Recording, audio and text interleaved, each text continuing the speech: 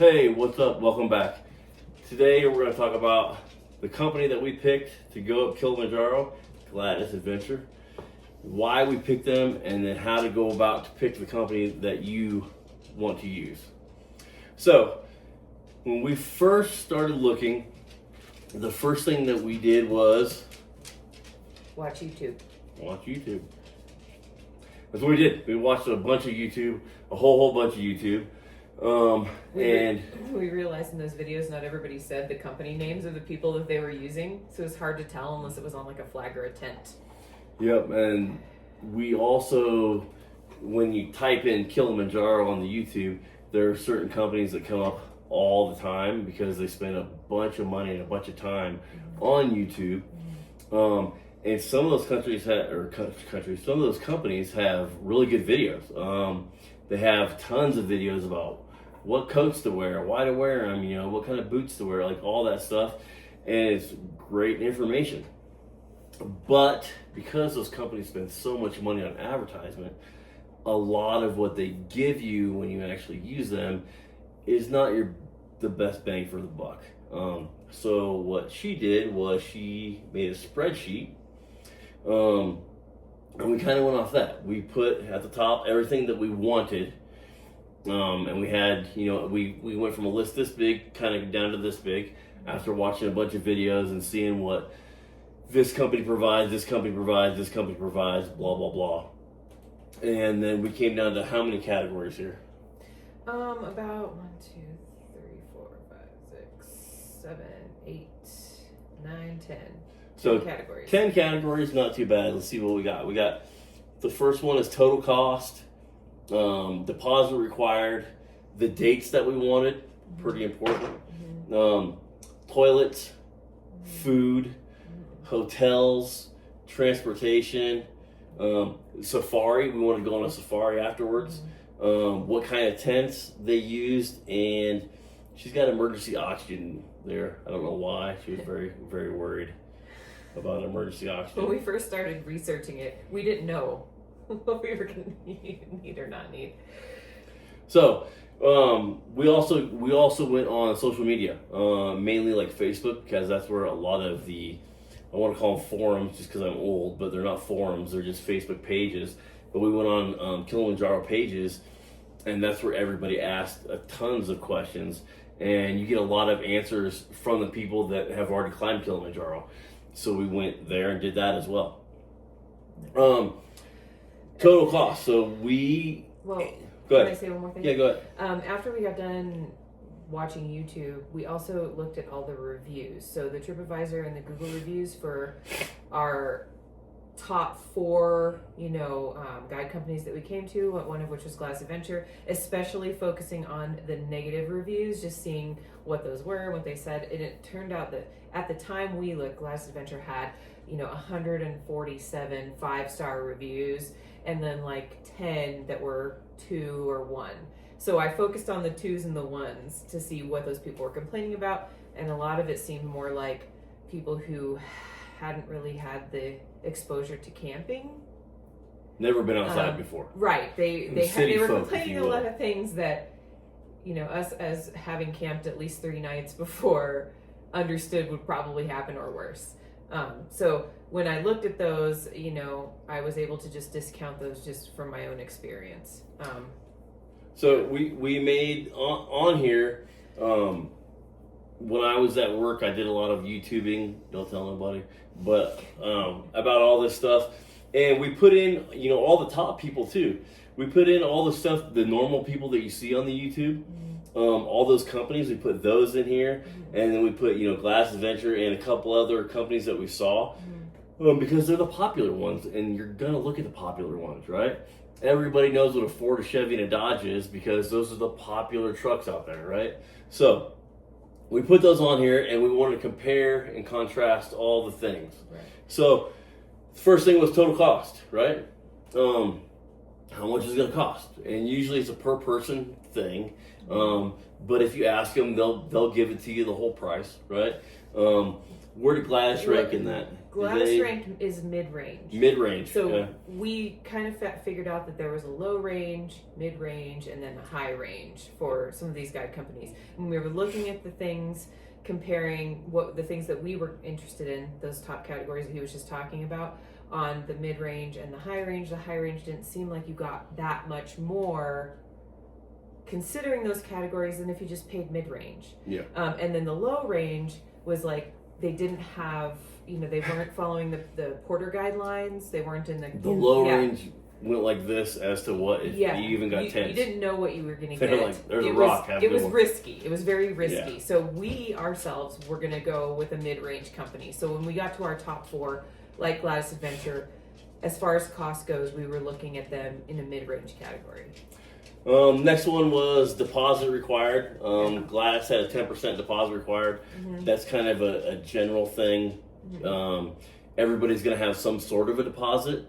Let me see. Oh, we did an open group climb, by the way. Yeah, we did not do a private climb. You can do a private climb. You can do a private, yeah. That varies cost and deposit. We did open climb, mm-hmm. and it was, and we'll go into that here in a little bit too. Yeah. And then our dates, we first wanted to go in February, and then we changed it to September. We were balancing out our son's wrestling schedule. So, like I said in the last video, yeah, September was right in between football and wrestling, so we had a little window there, or we could go in February when wrestling was over. So we kind of had a little bit of window on both ends. We picked September. The next one was a toilet and a toilet tent. Believe it or not, some companies do not provide a toilet in general. Mm-hmm. You have to pay extra for that. Some of them say, yeah, you can have a toilet, but it costs extra. Mm-hmm. And the prices vary a lot. Gladys was 1 toilet per 7 people. Yes. And they gave an option of a private toilet that I did not know that was an option. I couldn't tell from the website that was an option for us, but if we had asked when we arrived, we would have found that out, because 2 people that were in our group got their own private toilet, which was set up next to their tent every night. Which would have been much more betterest. So you don't have to get a rented toilet. You don't. At all. We did not get a private toilet. They have primitive toilets at every camp. So the toilets are your camp toilets, right? They're the ones hole in the ground. Yeah. Well, those are not toilets. The toilets that we had that you can get as a private toilet through Gladys Adventure are the plastic can toilets that you lift the lid, you go to the bathroom, and then you pump the water and open the little basin thing, and it goes in there. They empty it out, they clean them. If it's full, you tell them, they'll clean it out. The primitive toilets that they have at camp are just a giant hole in the ground with a little shanty around it that may or may not be totally covered. Yeah, and some of them shanties were falling down, and how they dispose of these toilets is they just open it and dump it into the hole. Yes. So there could be splatter and whatnot.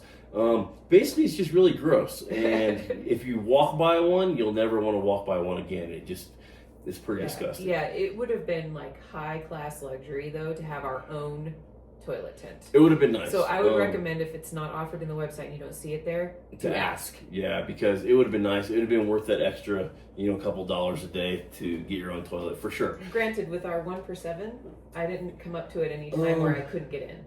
I think there was only a couple times that I had to go to the bathroom. There was somebody in there, and there was usually like you. Well, it was usually in the morning, or right after we ate. It was the time. Yes. That's when everybody's going to the bathroom. So it wasn't like you couldn't get in there. It was just, Yeah. Let's see. So the next one is meals. So I said I wanted 3 hot meals a day. There are tons of companies that do not provide 3 hot meals a day. They provide 2. They provide breakfast and dinner, but lunch is like a sack lunch that they give you. Mm-hmm. And then you eat a sack lunch on the trail. I did not want that. I said, hey, if we're going to go and we're going to spend all this money and we're going to go to Africa and all this, I wanted 3 hot meals a day. These guys 100% provided 3 hot meals a day, every day from day 1 until the end. I think the only snack we had was when we were coming down off the summit, right? Mm-hmm. That's the only one we had, if I remember right. Yeah. They gave us the candy bars and stuff on like a long day. Yeah. But the only like lunch or whatever, if you will, was when we were coming off the summit. Yeah, on the descent, just because the day was so long and we Yeah. were separated from the Yeah, best we tent. spent 12 hours and we Yeah. were separated from the group. Everybody was different and all that. We Yeah, were so separated from the which cooks. and you didn't even realize it because once you got to the break area where you're gonna eat, they hooked you up anyway. So, and we'll talk about that later too. So let's talk about the food for a second. Yeah, let's talk about the food. So, when we very first got to the jungle, when we started climbing, everybody got there. They set up our tables and they gave us a spread, and it was breakfast was pretty much all the same, roughly, right? You had crepes, which are just thin pancakes. Mm-hmm. You had some sort of egg, right? Yeah. And then you have some sort of sausage, hot dogs, really. And then you had oatmeal or grits. It was like porridge. watery grits. Yes. But then they ran out of that towards the end, and we had something else that was weird. I didn't like it. The watery grits were okay, but something else wasn't. And it was some kind of fruit too. There was fruit all the time. Fruit. It was really good, actually. So breakfast was that. It was not bad. Towards the end, because you're having the same. Yeah. There was always hot tea and hot chocolate. Yeah. Towards the end, after 8 days of eating the same breakfast, it was kind of mundane, and everybody was trying to figure out different ways to eat things. Yeah, they had Nutella, and everyone wanted it. Everyone wanted the Nutella. Everybody spread Nutella on their stuff. I had peanut butter and jelly on my crepes. I mean, everybody was eating it, and they had toast too. Yeah, that's toast. Right. Lunch and dinner were roughly the same. There was always a starch, either rice or potatoes or French fries. Mm-hmm. There was protein almost every day. I think we only had a veggie day like once or twice. Yeah. And it was all fresh vegetables. Yeah. All of it. Every fresh vegetable in the gravies that were atop the starches, and then all the vegetables on the sides were all fresh. Yep. Let's see. So you had a starch, a protein, a veggie table, some fruit, and then something else. I can't. And there was soup. Yeah, then a soup. A different type of soup, which was soup. also made from fresh vegetables, and it was so good. If you like soup, he doesn't necessarily care for soup as much as I do, but I love soup, and all of them: carrot, ginger, leek, 2 potato. days. Well, and then all fresh potatoes. 2 days we had pizza, and we got to what was the first one we had? Where was it? Where were we at? It was at Lava Tower. Lava Tower. That was a surprise. Everybody was surprised. It was a really long day of walking, and they actually set up all the tents and everything. The entire mess tent and cooking at 15,000 feet, and we went up to Lava Tower, and they're like, "Hey, throw down your backpacks." We thought we were just taking a break, and they're like, "Go in the mess tent." And we ate pizza, and then we were like, "What?" And then we were like, "Can we have extra?" And they're like, "We didn't make any more." So we were like, "Oh, all right." And then they actually asked us. The chef asked us, the head chef, Mama. Faustine. Yep, Mama Faustine. Asked us, "Hey, what do you want when you come back down off the summit?" Everybody said pizza, so they made more pizza for us. Apparently, it's pretty hard to make because he was like, "Bro, that sucks," but I'll do it anyway. But the pizza was excellent, I thought, and they made it, on the mountain in a little bitty tent, which was pretty cool. Mm-hmm. So that was really nice. But some photos of that you can share. Yeah, the food was pretty good. I enjoyed it. Yeah, I don't think anybody got sick. I don't think anybody. I never once got anything wrong with my stomach. No, I don't think really anybody complained. Mm-hmm. The only thing was that lady who had she had dietary needs. Yeah, dietary needs. So we had a couple of gluten-free people, and they were good to go. Yep. But she was diabetic. I say diabetic. Yeah. So she had extra needs. And at first they confused that with like gluten-free. Gluten-free, but once they figured it out, they were all good to go. Yeah. But yeah, food was great. I mean, it was really good. Can't say anything bad about the food. And for those dudes carrying everything on their head, up and down the mountain and all that, on day 5 or 6, we got a more food up the mountain. They got a refresher of everything. Like they went to the grocery store and brought stuff up. And the day before that, they actually asked us, "Hey, what do you guys want?" Because we're having a new shipment come tomorrow. We're gonna call down there and tell them what we want. And they got brand new fruit up there, and that fruit was amazing. Yeah. Like it was great. Everything was all natural and all that stuff, right from the local farms and everything. It was amazing. The last thing was the famous climbing cake. So Summit, you know. When you come down off yeah. the summit the next day, Yes. we had cakes. They baked us cakes. Yes. Which was interesting because we had two because our group was so large. Yeah, we had 2 cakes. They don't do much sugary stuff there, so it was just a little bit bland than us Americans Yeah, know not as the cake. degree of sugar that would be an American cake. But it the was frosting was sweet. It was still very good. Yeah. Very, Reminded me of very my good. grandma's Christmas cookies. Oh, let's see. So yeah, so this was in the green for all 3 hot meals. I did not want a sack lunch at all. I wanted hot meals. Next thing, hotel on both sides. So we got night it was included with our per person price before and after. That's what we wanted. And we wanted to make sure it was a good hotel. Not all companies include the nights. Right. Some companies make you pay extra.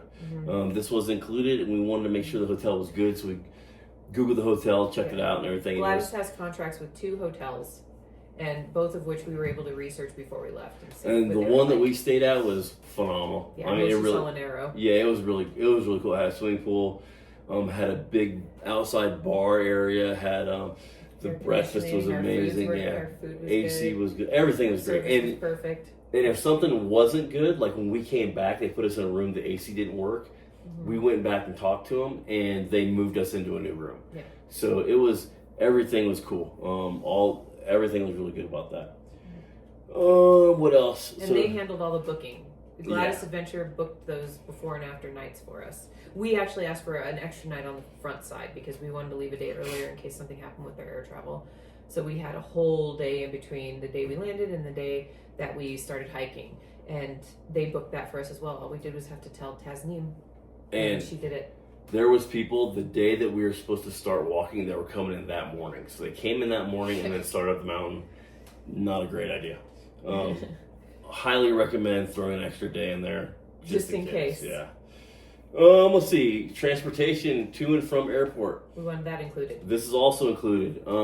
We had a gentleman out there that had a little sign that had our names on it, and it was not. We saw some people out there with like some ghetto ass signs. His was like a really nice sign, and he held it up, and we saw some ghetto stuff. But Glass had great sign. Then the transportation was great. No issues with that at all. Right. We brought donation bags for a couple of orphanages that we had raised for them, and he was very gracious about helping us with our we had more bags than normal. We barely fit them, but they fit into the van with the other people. Let's see. We added the safari. Some companies, their safari is very, very expensive. And you did the exact same stuff that we did, and our safari was again middle of the road or as far as some companies price. didn't offer it. You had to go to another company. Yeah, that's what a lot of wanted people did. To have everything all packaged together. We'll talk about the safari later. So tents. So if you go and watch on YouTube, you will see, you'll see all kinds of tents. You'll see 2-man pup tents. You'll see, $4,000 mountain hardware tents. To the ground. You'll see the really high tents that people are laying on cots. You'll see all kinds of tents. Which those tents, in hindsight, would have been really nice just to sit up. No, I wanted those, but they were cool. included with like the really expensive high range ones. That was pretty much the only thing that I felt was better than the mid range was that they offered the tall tents. The tall tents would have been and nice cots. to sit down, do things like, your washy and all that stuff. That'd have been a lot nicer. But our tents were okay. Yeah. The only thing, so our tents were, they were a 2-person tent, right? They were decently up there. With a vestibule. And they had a big vestibule. The only thing I did not like was that the vestibule didn't have a floor. So when we put our bags out there, because we couldn't sleep with our duffel bags in there, we didn't have enough room, that our duffel bags were dusty and dirty. And when we went out there to put our shoes on, this, that, and the other, we also got dirty out there. So I wish they had a floor on them. Well, we're used to camping and getting dirty. It just would have been nice. It would have been nice because there was a lot of dust out there. Because, 10 million people come there every single summer, and they've been doing it forever. So it's pretty packed down. It's like moon dust out there. Yeah. Let's see. And emergency oxygen. Every company has emergency oxygen. I don't know why she cared about that, but we all got emergency oxygen out of the way. So once we graded all this stuff, and again, you can come up with your own stuff.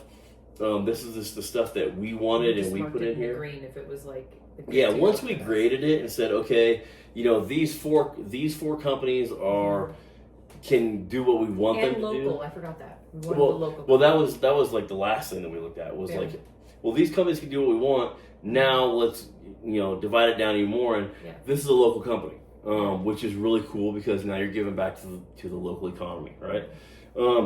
Other things we wanted were we went to an orphanage and donated a bunch of stuff to 2 orphanages.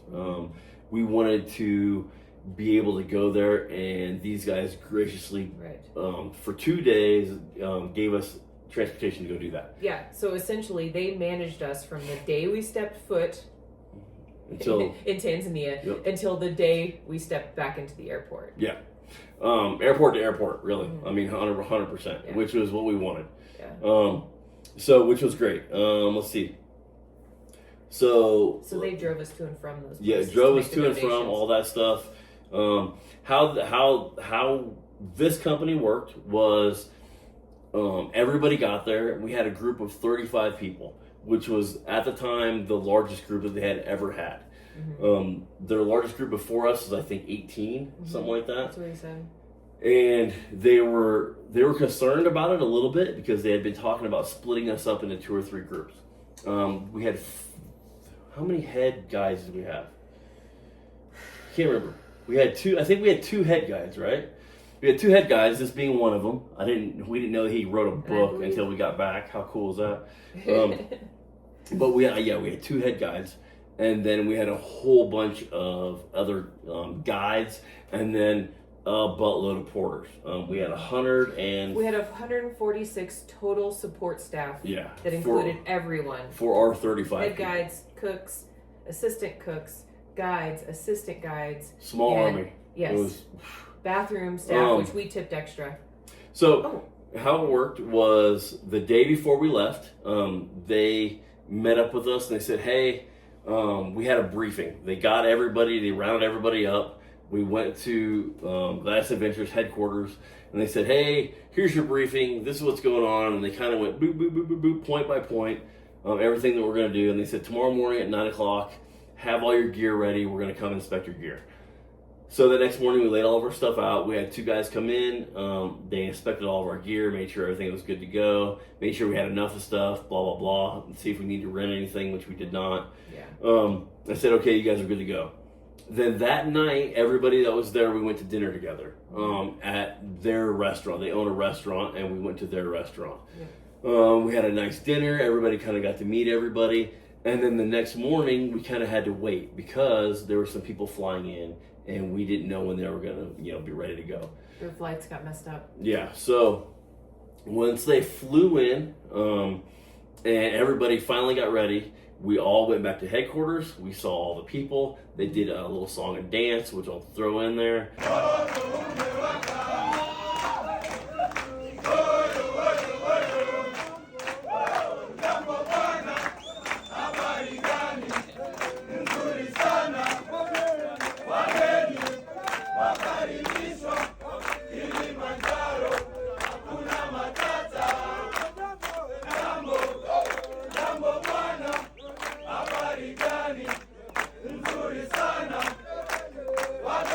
And once that was all done, threw all the bags on top of the buses, and we headed out.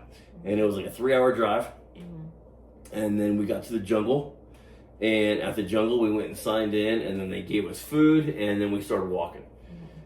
Filled our waters. Yeah, got our water all ready and everything. So we'll go day to day in another video, but we're just talking about the company right now. Now, I will say this.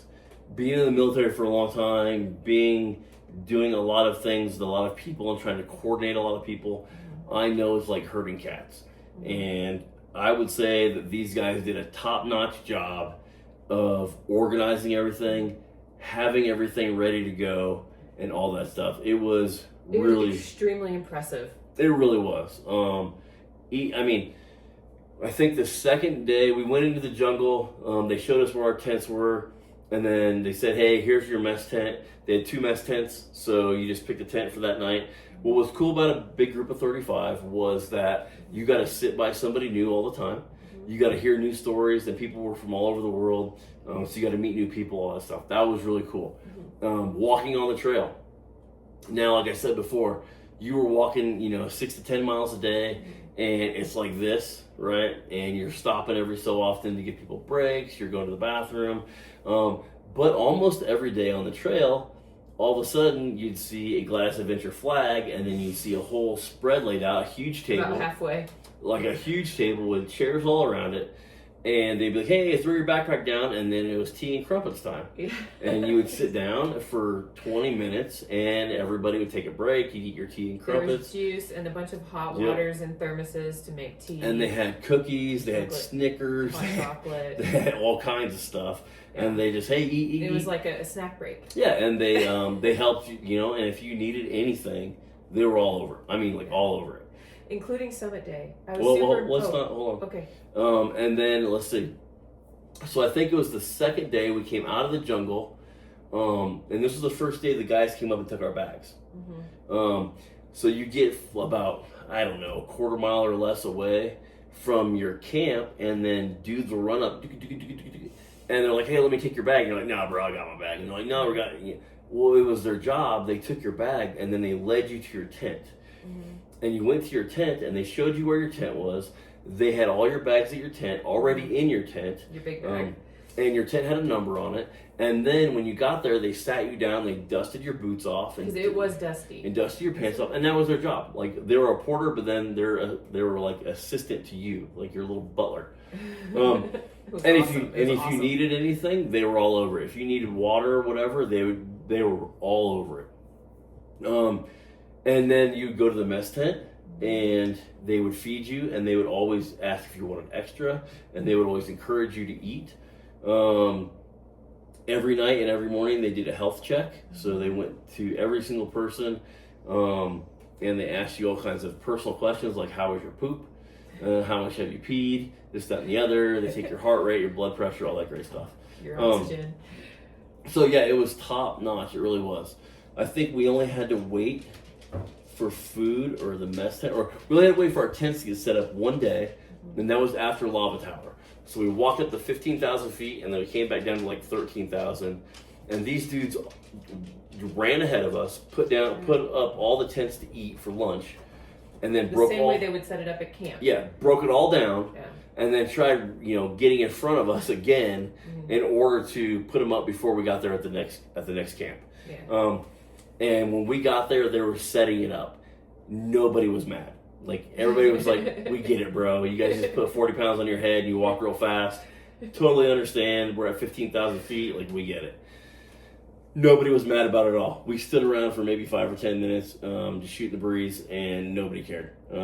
We all understood. And that was the other good thing about the group, was there wasn't very much in-group fighting. Nobody really got mad at each other or anything like that. No. Everybody was super cool, so that was awesome. And when we were on the trail, everybody was telling different stories and laughing and joking and things like that. So it was really cool. I think that was the only time we had to wait to set up.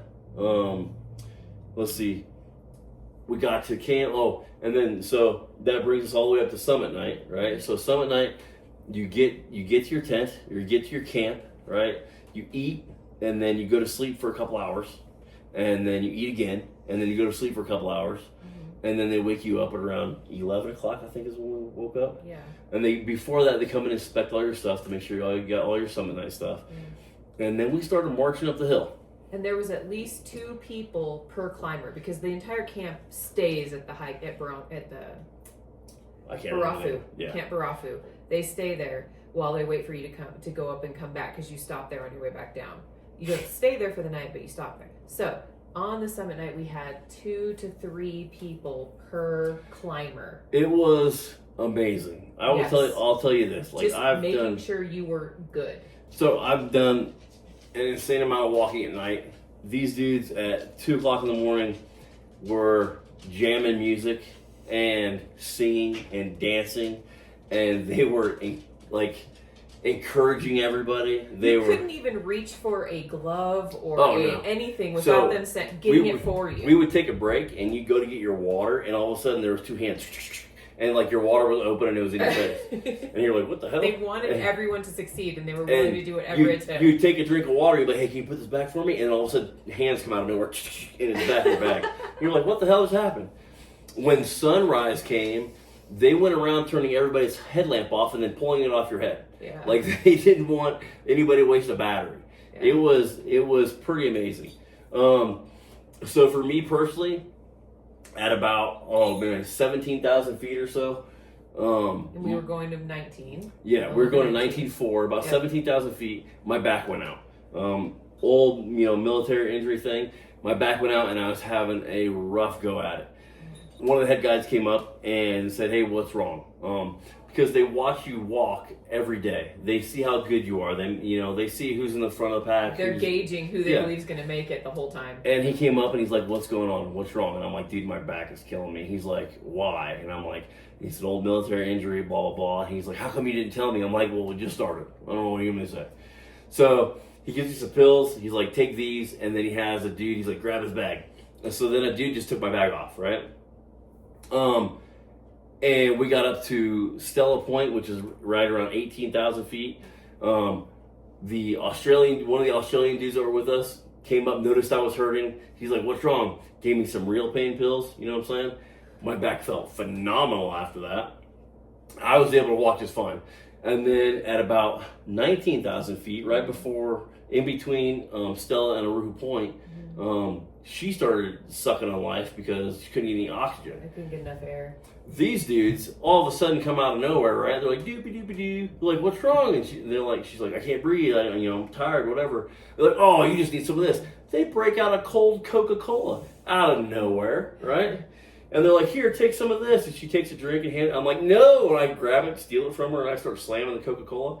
And they're just laughing. Yeah, go ahead, keep it. They don't care. They were awesome. Took her bag for her. Got to the top, no problem. Took our pictures for us, all that stuff. Now, you do wish we had had more pictures or more time at the top, right? Yeah, just a more personalized experience up there was the only issue I had with a giant group versus a smaller group climb. Now, what I did notice was it was a lot of people. During the climb to the top, we were about in the middle of the pack. Mm-hmm. And what had happened was the first part of the pack kind of went faster, and then we were stuck in the middle, right? And so at Stella Point, we stayed, and the other pack was kind of already going. So they got there like 10 minutes before we did, and they were going, and then there was a group behind us. When we got up there, they were already trying to take a group picture, and we weren't even in it yet. Right. So we got there right as... We were like, wait. Yeah, so we got there... we need to take our individual picture. Right as the whole group got there. And it wasn't no fault of ours. It was just that's where we were in the pack, and that's how many people there were. Yeah.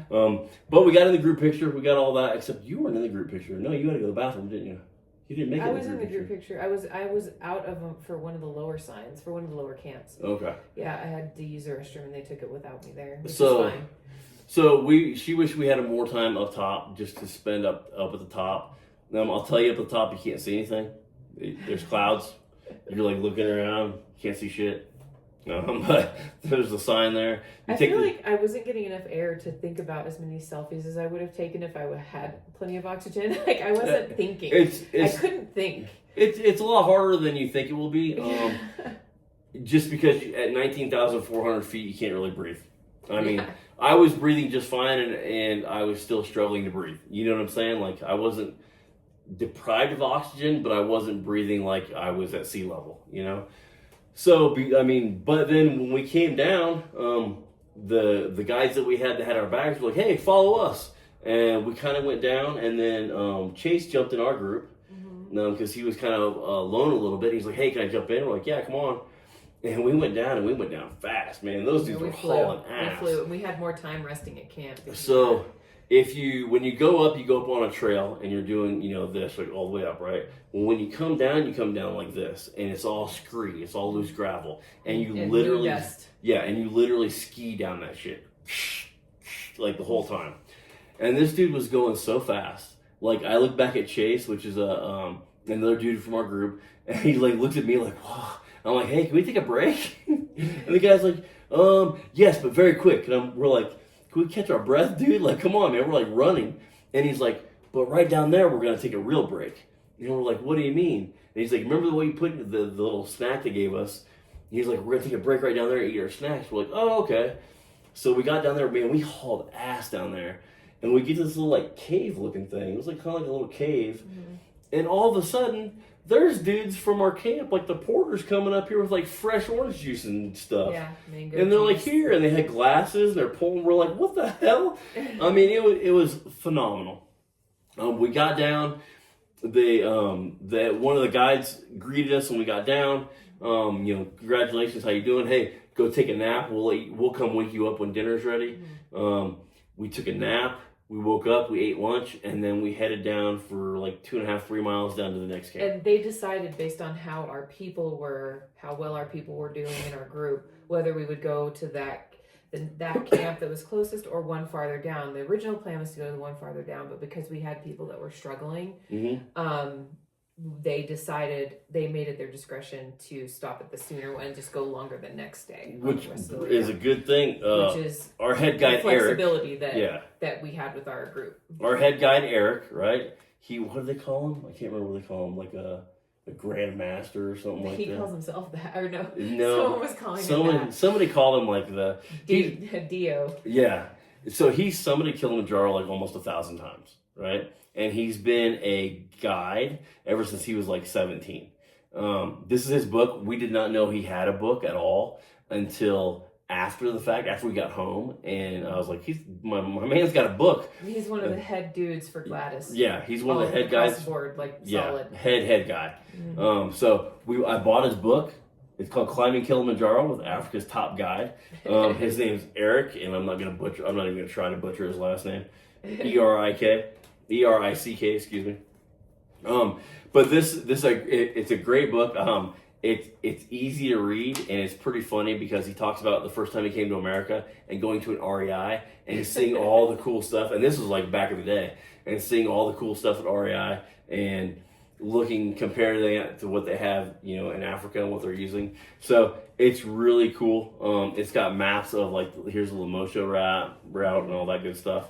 So it's really cool. One thing that Eric did that I thought was really good as a guide, coming from as a senior NCO in the military and judging how your privates are and things like that. We had a guy from Canada that his blood oxygen on the pulse ox was very low. Mm-hmm. And Eric asked him a series of questions as far as how he felt, all this other stuff. And the guy's like, I'm doing great. Like, I don't get it. Eric goes, okay, you're good to go up. And he was like, yeah, but my pulse ox says this. He goes, I don't care what that stupid little machine says. I've been doing this for a long time, and you're going to make it. And sure as shit, he made it. He was good to go. He did make it. So, excellent guy. He was all over it. We had a new guide lead every day, so they can just practice leading, and it was awesome. It really was. Can't say enough great things about all those guys. Because our guys and our team was so great, the 146 that we had, all of our people except for one made it to Stella Point, which is the rim, the crater rim. And then that one dropped out at day 4, by the way. But two, right? Made it to the very top. Yeah, so the one dropped out at Stella Point. Mm-hmm. Day 4. He dropped out at day 4. He didn't even attempt to go up to the top. He went down. Everyone that attempted made it to Stella Point. Every single person in our group made it to Stella Point. Which is the crater rim. And then 2 did not go from Stella to Aruhu. They just stayed at Stella Point. Yeah, the last 45-ish minutes, they couldn't make it. So almost But they got to 18,000 feet. They got to the rim of the crater of the volcano. Awesome job. All these dudes did an amazing job. Now, so we have nothing but great things to say about the procedures, all the stuff that went into that. Awesome. With all the great things we have to say about this company and about the guides, but there's always bad stuff, right? Like, there can't be all good stuff, okay? So the one thing that we wish they did better, and we told the owner of Gladys Adventures this as well, because he's the one that took us on safari, which we'll get to here in a minute. The one thing they could have done better was the tipping procedure. They did not explain that very well when we were back at their headquarters. And then when we were out, and the last day, the last morning, they explained it and said, hey, here's a list of all 134, 45, or whatever people. You have to put down how much you're giving for a tip for everybody. That was a giant pain in the ass. And I cannot express how much of a pain in the ass that was. So first we had to figure out as a group the base amount every single person was going to pay for the tip that would get spread then amongst all of the workers. And they give you a range. Hey, this person does toilets. He should get between $5 and $7 per day. Mm-hmm. This person is a chef. He should get between $8 and $10 a day. And they give you all the range. Head guy, $20 a day. Right. So when we tried to figure it out, because it's very mysterious. And nobody was talking about it. We gauged around $300 a person. And I asked Tasneem if that was accurate, and she said that should be about right. And everybody in our group was right around $300. Yeah. 300, 320, we 310, didn't calculate 305. in the tips for the people who volunteered to go up on summit night, because some of the porters and other people make it so there's enough people supporting. That made it like $325. Yep, and we did not calculate in the extra tips that we wanted to give people, like the guys who brushed off our boots and stuff. We wanted to give them our extra, own people, the toilet staff. We wanted to give. We wanted to give in a couple certain guides, a couple of the guides that we really liked and we got along really well with. We want to give them extra. So, but all in all, roughly $300 in a rough estimate, right? Now, when we got back, it was a, lack of a better word, it was a shit show. We had 2 volunteers from our group trying to do all this, and they just try to organize and collect the money. And we brought $300 in American cash with us, and then we had extra cash per person. We knew it was going to be about that much. We had all this cash, and we're just like, here's all of our stuff. Divvy it up as you see fit, right? It ended up being $325 each plus our additional tips, I think. And there were some people that did not have any cash on them for tips. So we had to go to the ATM. So we were going on safari, and I was like, hey, I'm just going to go hit up the ATM since we're going on safari. We need some money anyway. She's like, not a problem. So she stayed back, and I went on the bus to go to the ATM machine.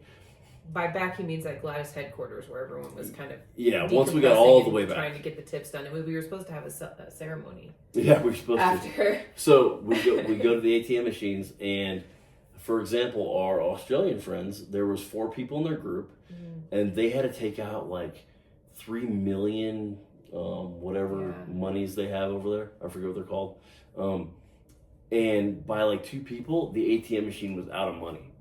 So then we had to find another ATM machine. And then some people, everyone get back in the bus, everyone drive over there. Well, you're also in Tanzania, so like some people, you throw your card in there a couple times because you can only pull out a certain amount of cash at once, which is like $165 American. US. So a couple times doing that, all of a sudden their card's like detecting frauds, and then they can't do it anymore. So there was 2 people that they couldn't draw out any more money. And I just I drew some money out for us, and I happened to have extra money, and I was like, well, how much do you need? And they needed some money. I got an extra thing out. I gave them money, and then they Venmoed me, the money back. So then we had Tanzanian money and American dollars all meshed together in this shit show of a tipping thing, right? Now, what's supposed to happen is you're supposed to do all this stuff. You're supposed to get back, and you're supposed to have a tipping ceremony. Right. For you're supposed to take pictures of you with your people. With your certificate and your medal. And when we were out there, we got our cake and everything. They did a whole dancing ceremony.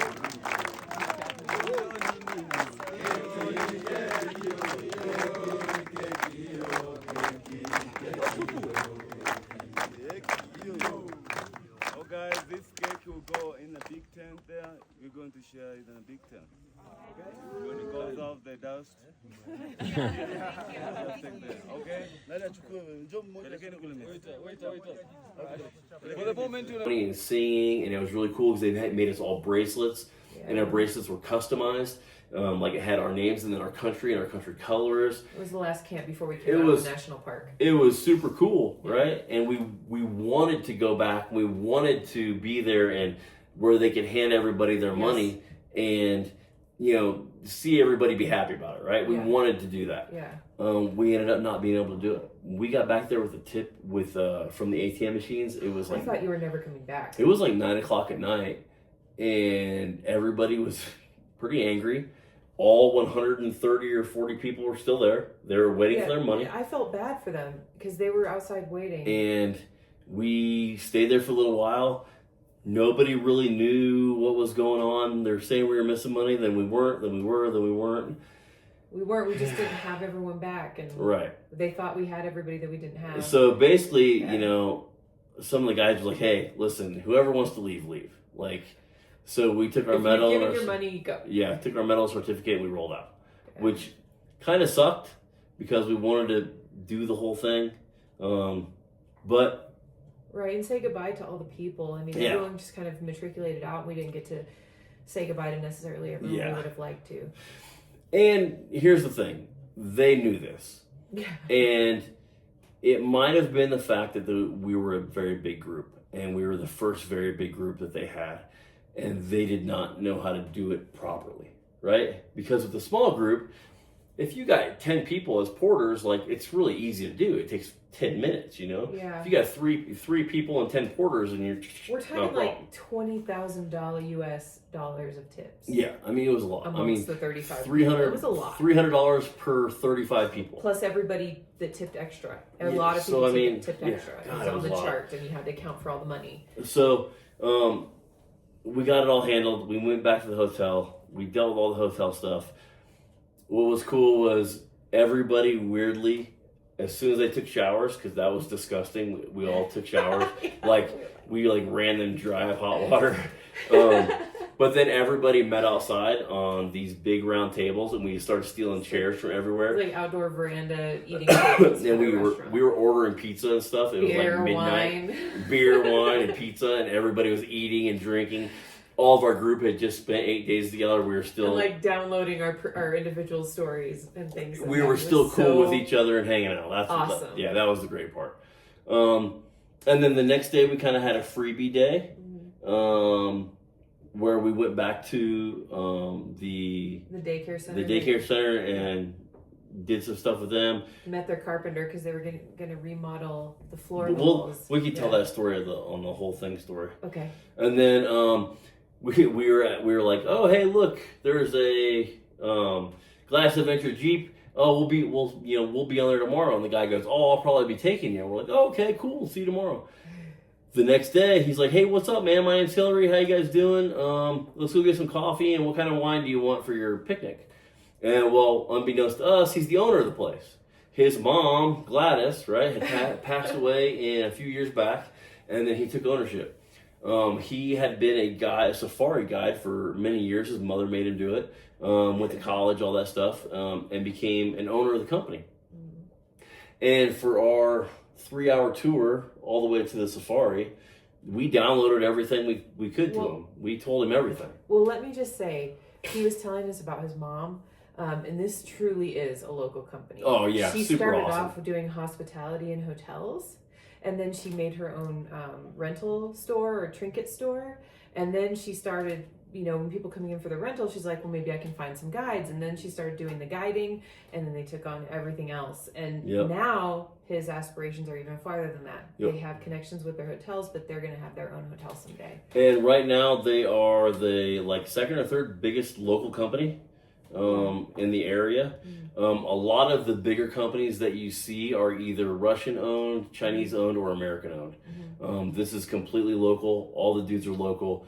They all speak English. They're all, you know what I'm saying? They're all great human beings, but they're just local. He told us how they help out, like a lot of the porters, they don't make very much money there, obviously. So this job here, a week on the mountain, is like a month, having a regular job. So he told us how they help them get houses and all this other stuff. Help them save, because they don't have the concept of a mortgage there. It's like you pay out cash. And we told him, hey, you need to do more YouTube. You need to do more of this. You need to do more of this. And we downloaded all the good, bad, and the ugly to him about his company because he's the owner. And who better to hear from than some people who literally just got off the mountain? First of all, it was an absolute joy to have him as a guide. Oh, to yeah, be able awesome. To talk to him about the country, the people, he knew being an everything. owner of a He guide was great. company, doing Tanzania, talking to him about how the whole country works. Yep.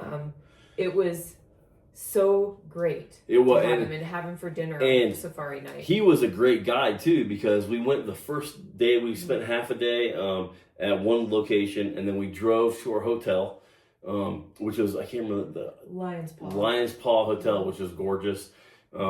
We had dinner, and it's funny because they said, "Hey, you can't come out of your hotel at night. Like, you have to call us, and we have to get an escort." And I'm thinking, dude, I'm not. If you're going to come over to the bar or the restaurant, I'm like, dude, I'm a grown ass man. I don't need a damn escort, right? So we go and we get a glass of wine, and we watch the Maasai warriors do their dance, and then we go and we're eating dinner. And then Hillary comes up about halfway through our dinner. He's like, "Hey, dude, can I have dinner with you?" We're like, "Yeah, obviously, right?"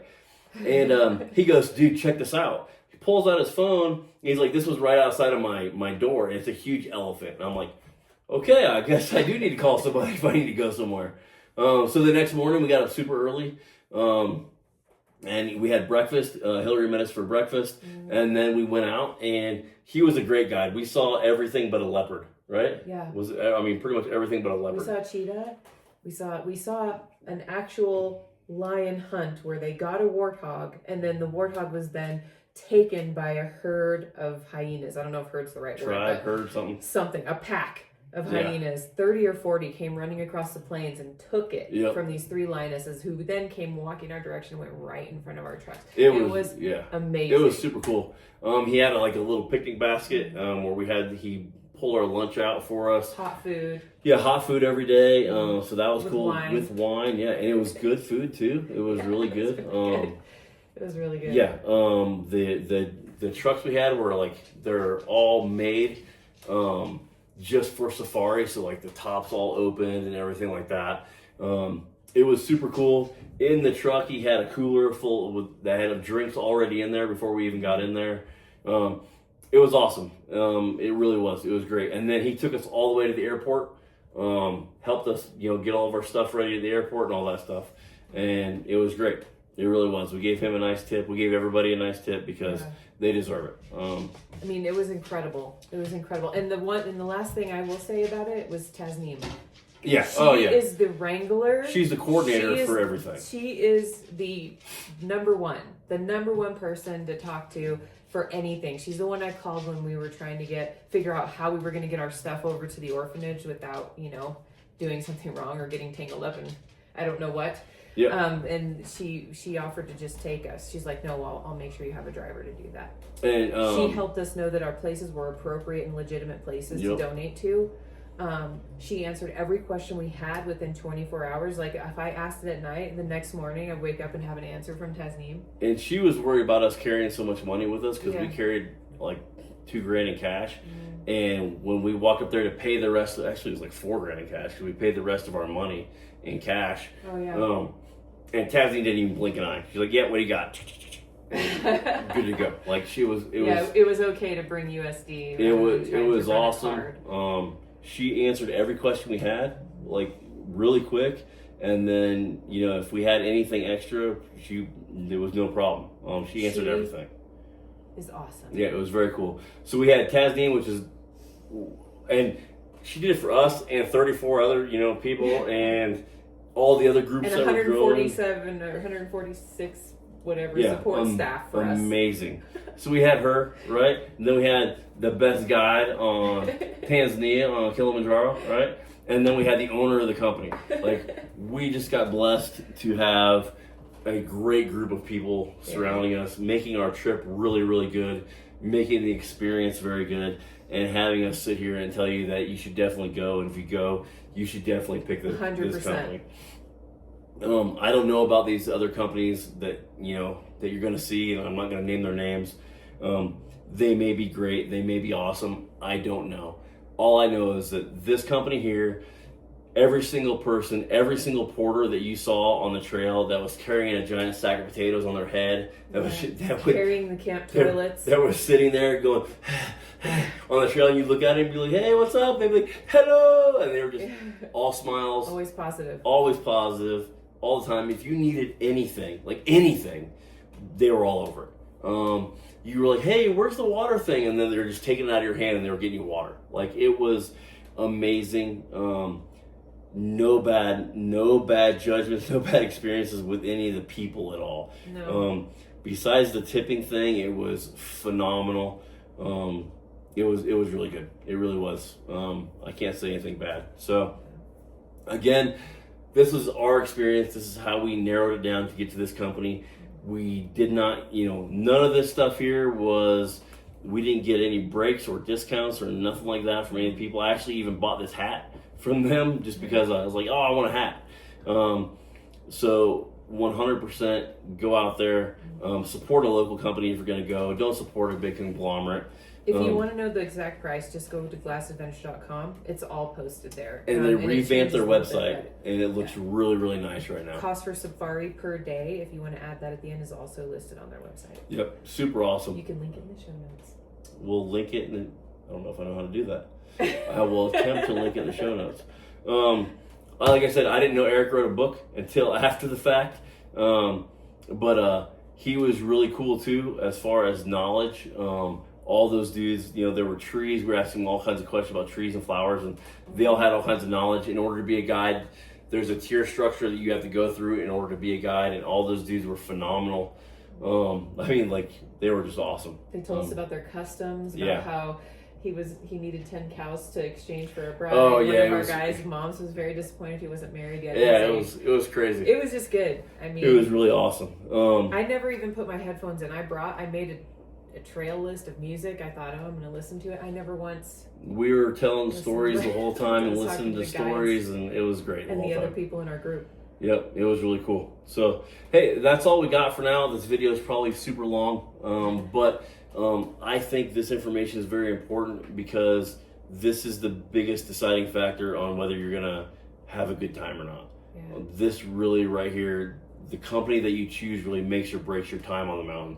Mm-hmm. So choose wisely. Even if you don't go with these guys, choose wisely. Do your own due diligence. And read the reviews. Yeah, read all the reviews, good, bad, or ugly, and then you can make a choice yourself. I will tell you this: I don't know if anybody in our group had a bad thing to say about the organization and the structure of what happened. I think everybody had a pretty darn good time. So, if you got any questions, as always, drop them below. I'll answer any of the questions anybody has, and then we'll make another video about the day-to-day stuff that we did and the packing list and all the stuff that we took, the stuff that we should have took, the stuff that we didn't use, all that good stuff. All right.